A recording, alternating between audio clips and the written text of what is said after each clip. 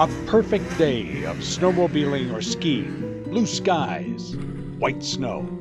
But in an instant, it can all turn tragic as the snow transforms from a playground into a burial ground. Avalanches are not rare or random, occurring in any area that accumulates a large standing snowpack and can be set off by a simple breeze or the passing of a skier or snowmobiler.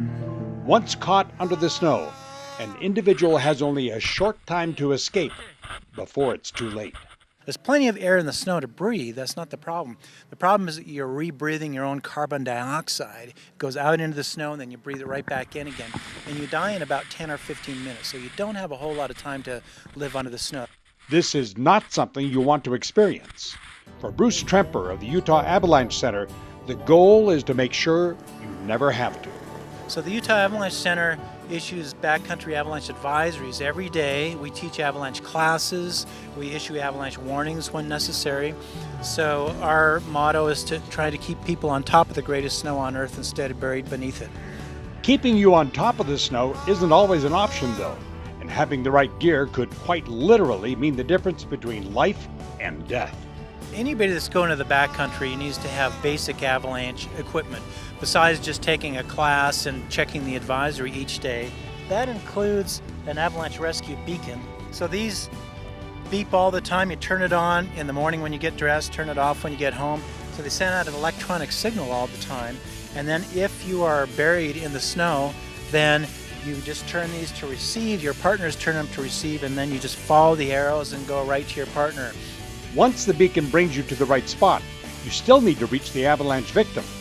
Oftentimes, several feet of snow are between the rescuers and a trapped person. Other tools are needed. Avalanche probe, because when you get close, it's good to have one of these. You just pop it into place, and then you can find somebody very quickly.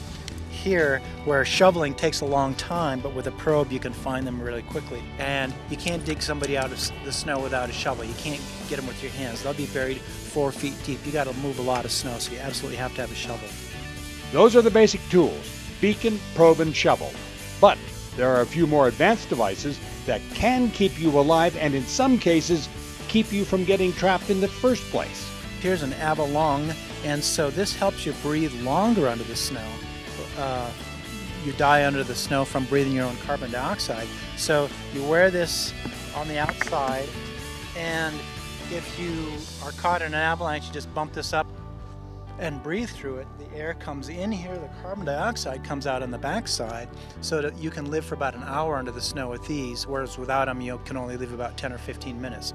Also, what's kind of new on the market these days are these avalanche airbag packs like this. I've got the balloons out on both sides, and what you do is you just pull the ripcord. There's a compressed air cartridge inside, and it inflates these balloons and it floats you to the top of an avalanche.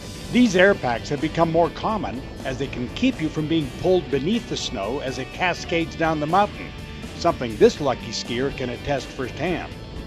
The Utah Avalanche Center offers classes on how to use all the safety equipment, but the advisories and condition reports are their first line of defense in keeping the public safe.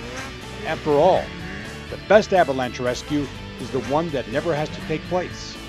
But for those of us venturing into the backcountry on skis or by tread, having the proper equipment and, more importantly, knowing how to use it will make the outcome of an avalanche a story of triumph instead of tragedy. Practice with these things. You know, they don't work unless you practice all the time. From the Trailhead, I'm Don Dunwell.